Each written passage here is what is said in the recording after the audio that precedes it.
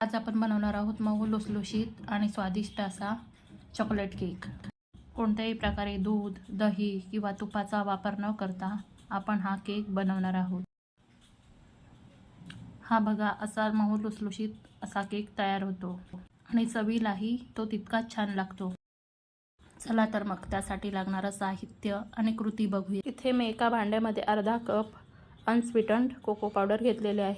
आता याच्यामध्ये मी अर्धा कप सनफ्लॉवर ऑइल घेतलेला आहे। आता याच्यामध्येच आपल्याला 1.5 कप पिठी साखर घ्यायची आहे। आता आपल्याला हे मिश्रण व्यवस्थित फेटून घ्यायचं आहे।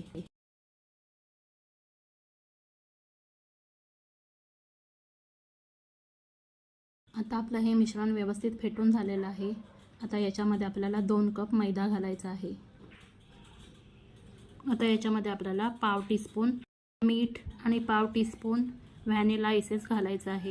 आपल्याला हे सगळं आता व्यवस्थित एकजीव करायचं आहे।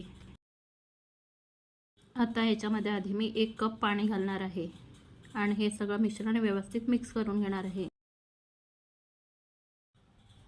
आता आपलं हे मिश्रण व्यवस्थित मिक्स झालेलं आहे, पण मला त्याच्यामध्ये पाणी थोडं कमी वाटतंय, म्हणून मी त्याच्यामध्ये अजून पाव कप पाणी घातलेलं आहे। आता याच्यामध्ये आपण एकूण 1.25 कप पाणी घातलेलं आहे। आता आपल्याला हे मिश्रण व्यवस्थित एकजीव करायचं आहे। अशा प्रकारे केकचं सरसरीत मिश्रण तयार झालं पाहिजे। आता याच्यामध्ये पाव टीस्पून खाण्याचा सोडा आणि पाव टीस्पून बेकिंग पावडर घालणार आहे। पुन्हा एकदा आपल्याला हे सगळं व्यवस्थित मिक्स करून घ्यायचं आहे। आणि आता या तयार केलेल्या डब्यामध्ये आपल्याला हे मिश्रण ओतून घ्यायचं आहे।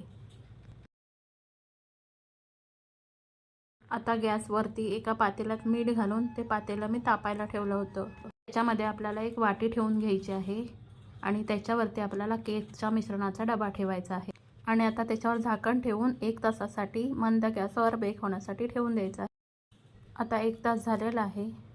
आता केक तयार झाला आहे का ते आपण बघूया। टूथपिक क्लीन येते म्हणजे आपला केक तयार झालेला आहे। त्याच्यावर मी थोडासा डेसिकेटेड कोकोनट घालणार आहे आणि आता आपल्याला हा केकचा डबा बाहेर काढून घ्यायचा आहे आणि थंड होईपर्यंत बाजूला ठेवून द्यायचा आहे। आता आपला केक पूर्णपणे थंड झाला आहे। आता आपण त्याच्या कडा सैल करायच्या आहेत आणि हा केक बाहेर काढून घ्यायचा आहे। 2 कप पिठामध्ये केवढा मोठा केक तयार झाला आहे ते आपण पाहू शकता।